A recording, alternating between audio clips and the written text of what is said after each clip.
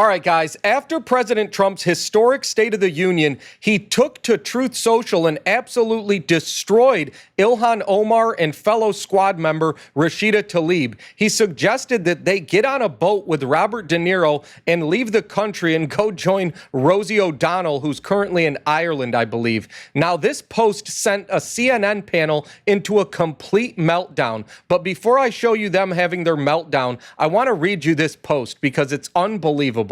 The president said, "When you watch low IQ Ilhan Omar and Rashida Tlaib as they screamed uncontrollably last night at the very elegant State of the Union, such an important and beautiful event, they had the bulging, bloodshot eyes of crazy people, lunatics, mentally deranged and sick who frankly look like they should be institutionalized.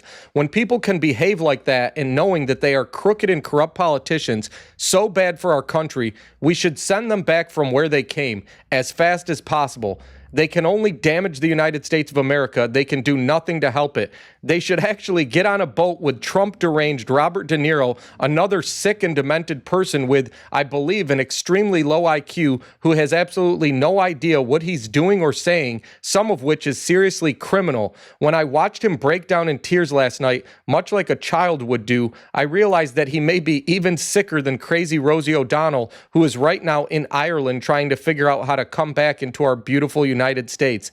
The only difference between De Niro and Rosie is that she's probably somewhat smarter than him, which isn't saying much. The good news is that America is now bigger, better, richer, and stronger than ever before, and it's driving them absolutely crazy. President Donald J. Trump." I think he pretty much said it all there, and this war with the radical left like Ilhan Omar and Rashida Tlaib is exactly what the president wanted. Now I'm going to take you to CNN where they're discussing his response on Truth Social and this war that he has started with the left. Take a listen. Was that moment what Donald Trump ultimately wanted and what perhaps your Democratic leadership wanted to avoid? Oh, yeah, no, the president clearly came in with a strategy to do that, right? His strategy was to try to rage bait people into that fight. He wanted that and he got it.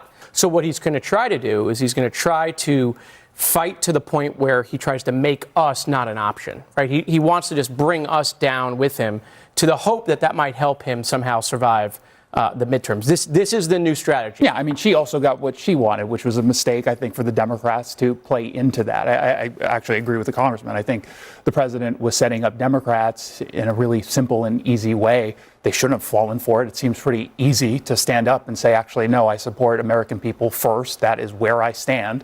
And we can have a nuanced conversation afterwards if you want about illegal immigration. But they walked into that trap because it was so easy to set. Again, they're both correct. This is exactly what the president wanted, and it was something that was very easy to avoid, and it will be the election strategy. Let's keep showing the American people how deranged and out of touch the Democrats are. Now we're going to hear from Trump hater Ana Navarro, who's going to play the race card yet again. Take a listen. I don't like Donald Trump. I don't support Donald Trump, but I am an institutionalist, and I think that there is a pomp and circumstance and gravitas to something like the State of the Union. Does he use it to lie? Yes. Does he use it to divide? Does he use it to attack immigrants? Yes. But that doesn't mean that that two congresspeople should be in this shouting match. And look, what he tweeted out today is horribly racist. And I say this as somebody that gets told the same thing over and over again. Go back to where you came from. I can't tell you how many times I open up social media and it says, go eat a burrito and go back to Mexico, because racists are so stupid they don't realize there's more than one country in Latin America, and I'm not from Mexico. Also, I don't eat burritos. I like tacos. But the fact that what he said is racist and it is horrible, and it's, and it emboldens and it strengthens, empowers racism. It's unbelievable how dumb Ana Navarro is. She's trying to make this about race, but forgetting that he also threw in Robert De Niro. Just because Ilhan Omar and Rashida Tlaib happen to be from countries in Africa and the Middle East doesn't mean that he's doing it because of that. He's saying it because they're foreigners who don't like America, who hate this country. But people like Navarro can't realize that. Now we're going to hear from former Democrat Congresswoman Val Demings, who's trying to say that Trump was wrong for raising the question about supporting Americans over illegals because we shouldn't even ask that question, and that somehow Ilhan Omar and Rashida Tlaib were actually the ones standing up for Americans. Take a listen to this. You know, I served as a law enforcement officer for a lot of years, and to even ask or make a statement that you need to protect this group first over another group. When I was on the street, if somebody needed help, I didn't check their citizenship before I helped them. So the president started off trying to divide, which he does so well, the nation, right? And you want to talk about protecting Americans, that's exactly what Ilhan Omar was doing, talking about 2 U.S. citizens who were killed under very questionable circumstances in her district.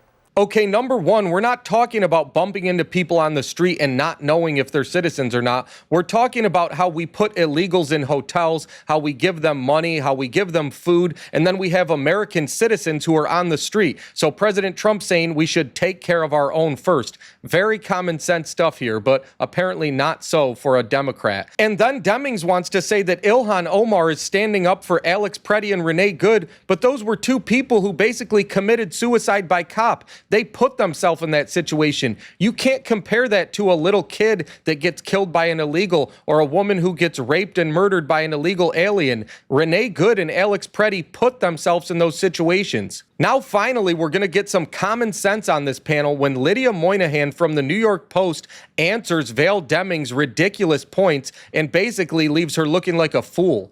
Take a listen. Is it fair for her to raise that? I mean, Trump is asking about protecting Americans. Is it fair for her to raise the 2 Americans who were killed? Well, I think Trump's entire speech was actually pretty unifying. I think Donald Trump's superpower is positioning himself as the common sense guy who's advocating for positions that the vast majority of Americans want. And there was one moment at the beginning where he invited the USA hockey team, and of course the crowd went wild chanting USA, USA, and then the camera panned to Rashida Tlaib, who appeared to be mouthing KKK. And then again, you had another moment where Trump says, stand up if you want to support American citizens over illegal aliens. And instead, Ilhan Omar is screaming and heckling the president. And those are the best kind of sound bites and visuals that the GOP can have for the midterms, because a lot of people might not like Donald Trump and might be kind of hemming and hawing. And then they look at the alternative and they say, oh, well, this really angry woman, gosh, I don't know about her. So that's what Trump set out to do. That was my question. Highlight the 80-20 issues. It's really hard to argue with anything Moynihan said there, but of course, Val Demings is going to come back for more with this Alex Preddy, Renee Good stuff, and Moynihan's going to come right back at her. Take a listen. The 2 U.S. citizens that were killed in Minnesota. How do you do the State of the Union, because you care about Americans so much, and not even mention the 2 people who lost their lives on the streets of America at the hand of federal agents? One who tried to run over. But how do you not even, you can do your commentary all you want, or, you know, critique, but how do you not mention that 2 people died in that environment? And the president was one of the most unifying speeches. The president who said, look at the Democrats, aren't they crazy? Again, 2 people that were in the act of committing crimes, and one was trying to kill a federal agent. And yes, the Democrats are crazy. Now let Lydia Moynihan tell you exactly why. He is supposed to represent all people. When you go through some of the moments he went to, right, he pointed to a little girl, Delilah, who was almost killed by an illegal alien, miraculously came back. She was there with her dad. When you have Democrats who won't stand and applaud her recovery, yeah, I think that's crazy. Sadly, people are killed in America every day.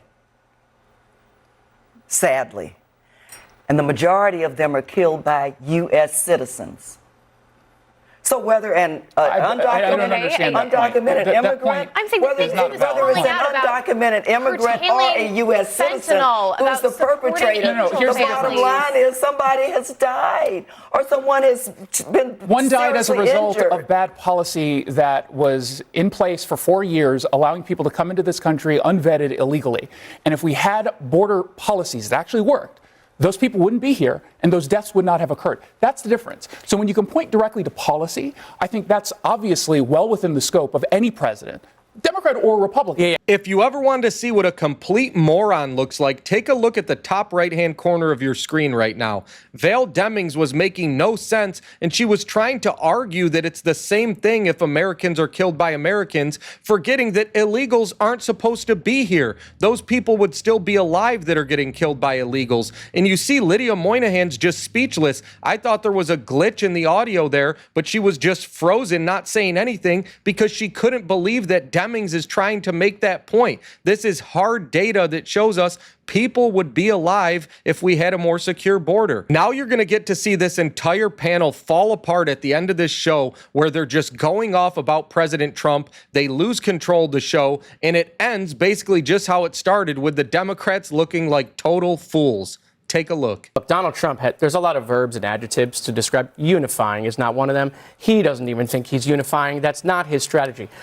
Two-thirds of the people who watched the speech thought it was very positive, and they liked it. Actually, it was the lowest positivity in 20 years of any. I think that's right. Listen, That's right. he patently, bold-faced lied about illegal immigrants and criminality. He said that the man who had killed the Ukrainian woman in Charlotte, North Carolina, Irina, was an undocumented immigrant who had been let in by Biden. That was a lie. That's He's a not U.S. true. citizen. He was born in North Carolina. You're right. He misspoke, but it was another 12,000 policy failure that led to him killing That was her. purposeful. He said 12,000 murderers had been allowed in by Joe Biden. That's made up. He's making that number up and conflating We don't numbers. know. That is no. We don't know. There's maybe 20 people who We came do across know this because other ICE number. has put out Yes. numbers. No, we we do actually know. do know that that's not We true. do It is a know. lie.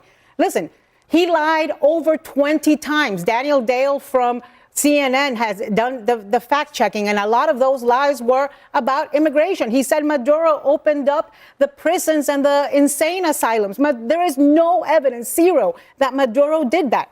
Castro did it in 1980. But there is zero evidence that Maduro did it in the last few years. This is kind of the whole point. Is you're literally defending Maduro and I am Venezuela not right defending now. Maduro. I am telling you the guy you say is unifying is a pathological liar. You know, I honestly don't know how that show is still on the air. I mean, that was just embarrassing. And then Ana Navarro's complaining that President Trump misspoke and said that the killer of Irina Zarutska was an illegal alien. It's actually even worse. This guy had been arrested 14 times, and he was let out by a radical liberal judge who was doing it in the name of racial justice because her killer was black. So he felt that he needed to cut him a break again on the 14th arrest. That guy should have never been on the street, just like the illegals shouldn't be in the country. The bottom line is these are Democrat failures. And then it ends with Ana Navarro basically defending Maduro and saying, hey, President Trump said something bad about him, but it wasn't true. I mean, give me a break. This is your choice, America. You have these out-of-touch liberals who basically sit there and throw their hands up and have a hissy fit, or you have people delivering results like President Trump and the Republicans with policy, not talk, not emotion, not crying, not playing the race card, actual policy that's going to make your life better. That's your choice in November.